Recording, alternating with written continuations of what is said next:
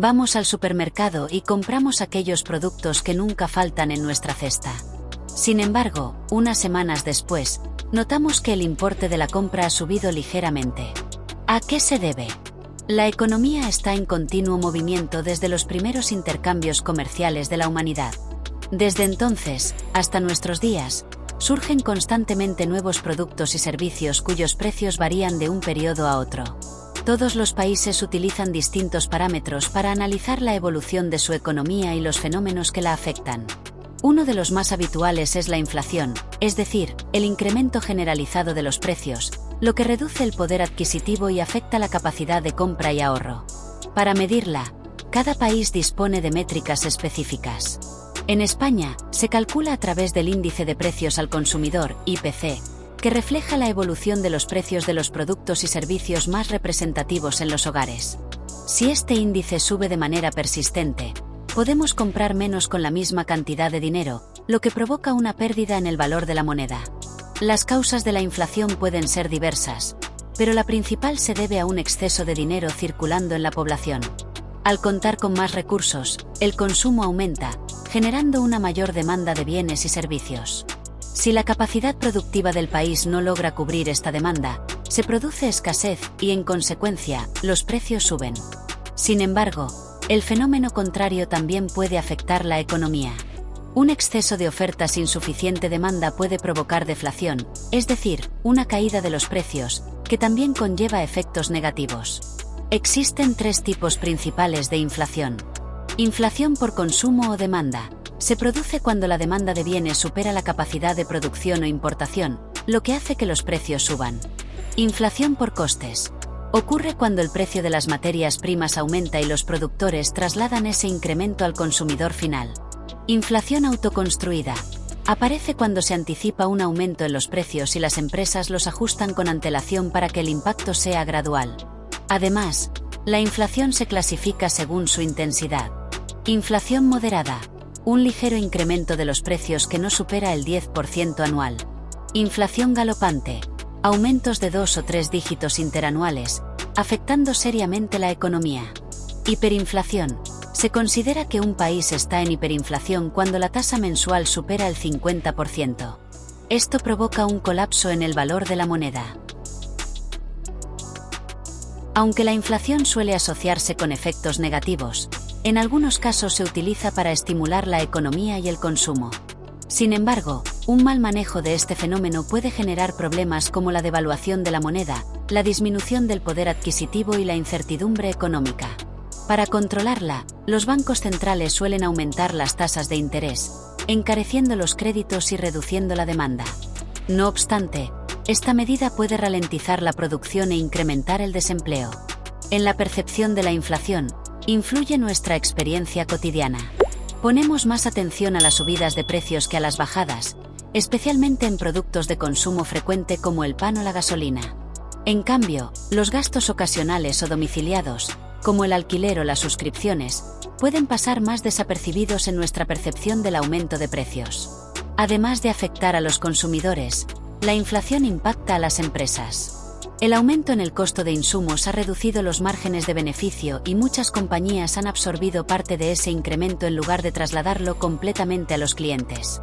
Sin embargo, si la inflación persiste, muchas se verán obligadas a aumentar precios, lo que podría afectar su competitividad y reducir el consumo. Ante esta situación, las personas adoptan distintas estrategias según su nivel de ingresos. Algunos recortan gastos en entretenimiento, viajes o servicios digitales, mientras que otros optan por productos más económicos o marcas alternativas. El tema de la inflación sigue siendo de gran relevancia y su impacto se refleja tanto en los hogares como en las empresas. Estar informados y comprender sus causas nos permite tomar mejores decisiones financieras en tiempos de incertidumbre. Inflación.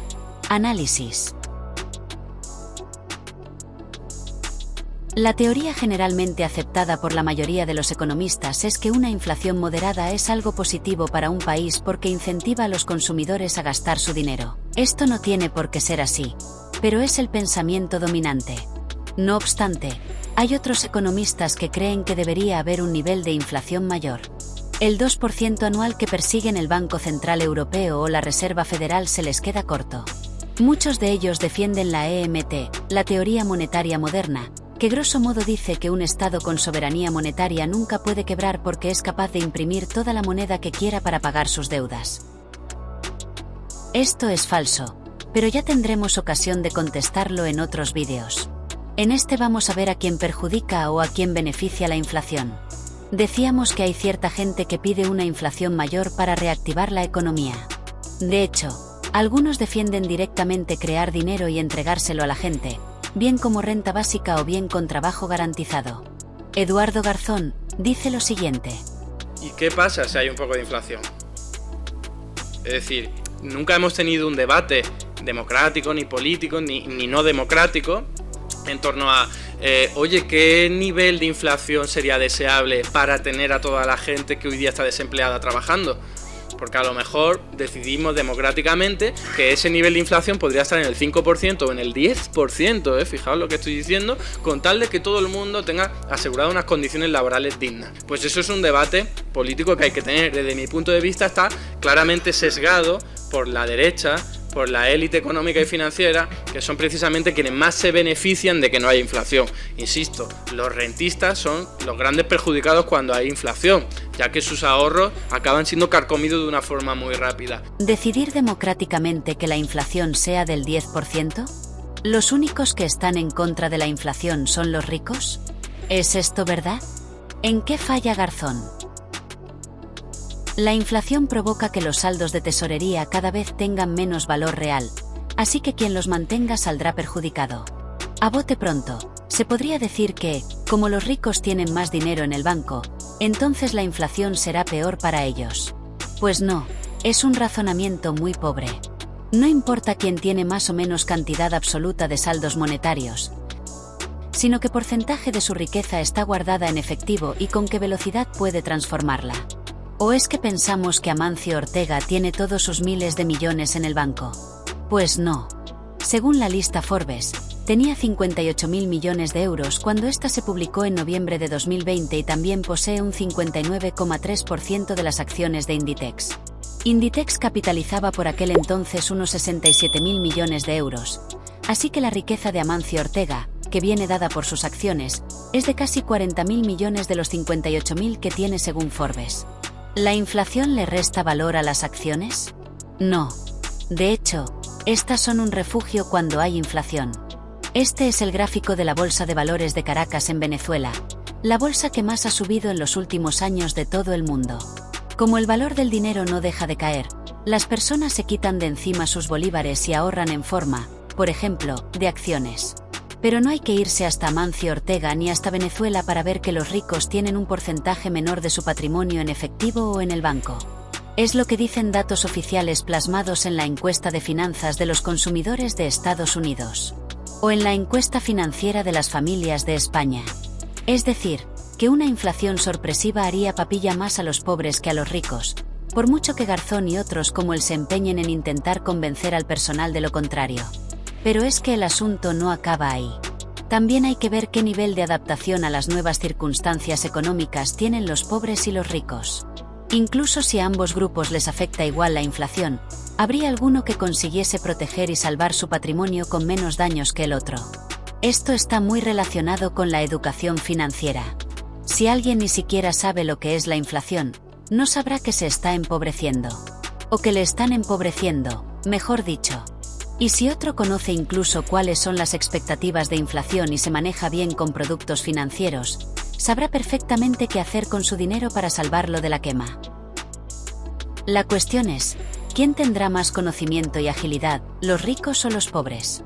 Pues como muestra la encuesta de educación financiera realizada en España, son las rentas altas las que más familiarizadas están con estos temas. Así que tenemos que la inflación afecta más a los pobres tanto al principio como durante el proceso de subida de precios, porque tienen un mayor porcentaje de su riqueza en efectivo y les cuesta más responder ante la nueva situación. En conclusión, la inflación es el peor enemigo de los pobres y la liquidez libre. Es un impuesto silencioso y sutil que grava a quien mantiene liquidez. Y quienes mantienen relativamente más liquidez son aquellos que no tienen educación sobre estrategias fiscales y productos financieros más complejos. Que no te engañen los amigos de la imprenta. Uno de los métodos para refugiar tu valor de la temible inflación e incluso obtener beneficios sobre ella es con la compra de Rescoin, el activo digital de nuestro club. Este activo, una vez comprado, puede indexarse a diferentes proyectos, aumentando su valor y rentabilidad con trabajo y operaciones reales por parte de nuestros expertos equipos. ¿Quieres saber más? Visita nuestra web www.resdom.com e infórmate sobre todas las ventajas de Resdom Club.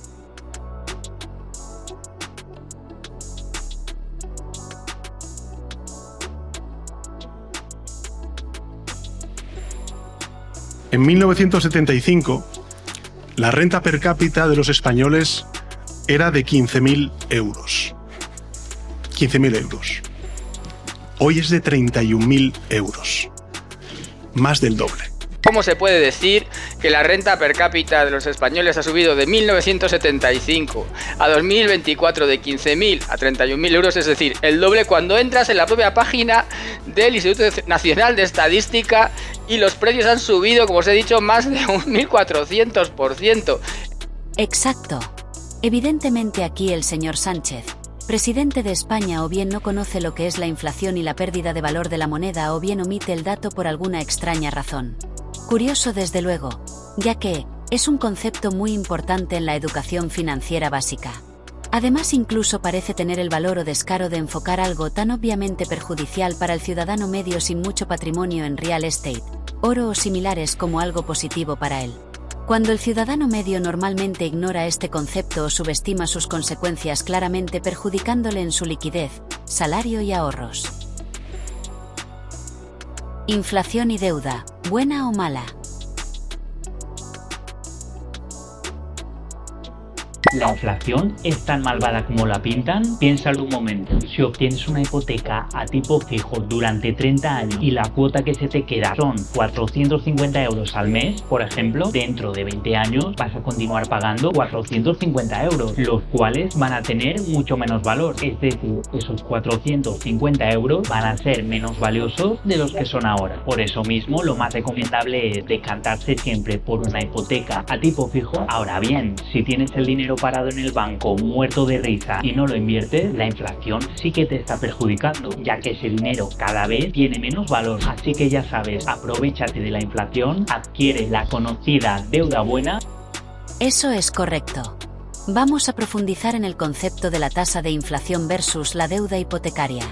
La diferencia entre la tasa de inflación y la tasa de interés de tu hipoteca puede generar un efecto positivo en tu patrimonio neto con el tiempo.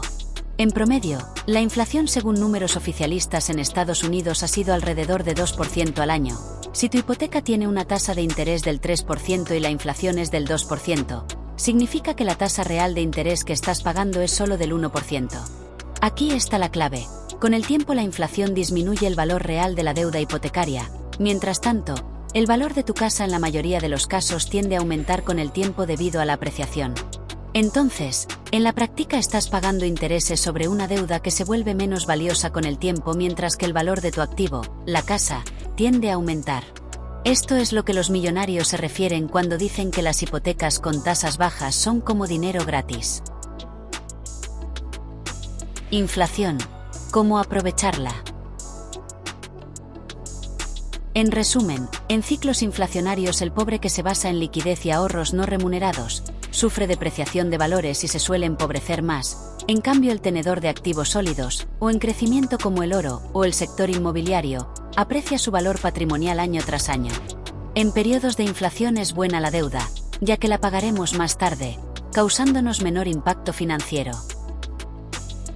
Desde Resdom Club hemos lanzado un programa realizado por expertos, muy sencillo, justamente para enseñarte a sacar las mejores rentabilidades alrededor del mundo en diversos proyectos y oportunidades a través de la compra de Rescoin. El plan es óptimo tanto para personas que no han invertido nunca como para usuarios entendidos en la materia.